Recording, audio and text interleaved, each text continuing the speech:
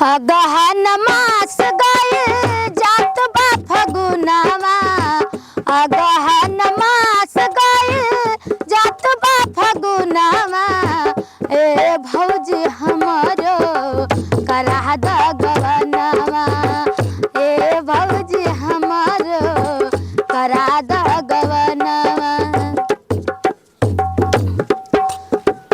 भैया के लिख के भेजा दे एगो पाती, बहिन के तोहरे पिरात बाटे छाती, बहिन के तोहरे पिरात बाटे छाती।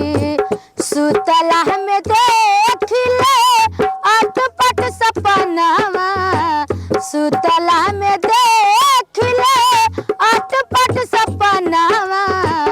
ए भौजी हमारो करा द गवनावा, ए भौजी हमारो करा द गवनावा।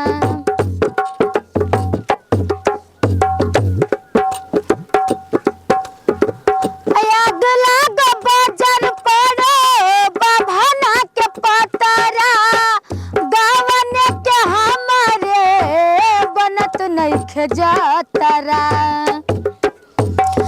अगला बजर पड़ो बभना के पतरा, गवन के हमारे बनत नइखे जातरा।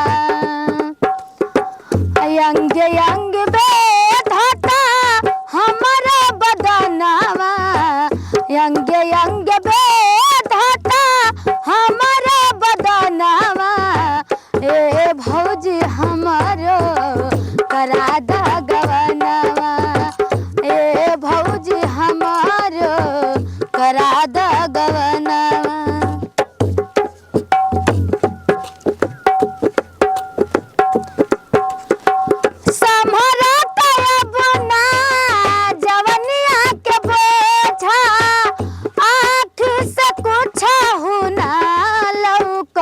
सोझा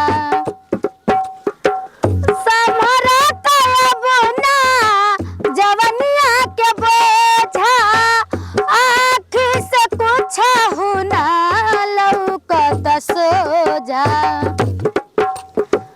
दिनवा धरात नइखे हमरा सजनावा, दिनवा धरात नइखे अनपढ़ सजनावा।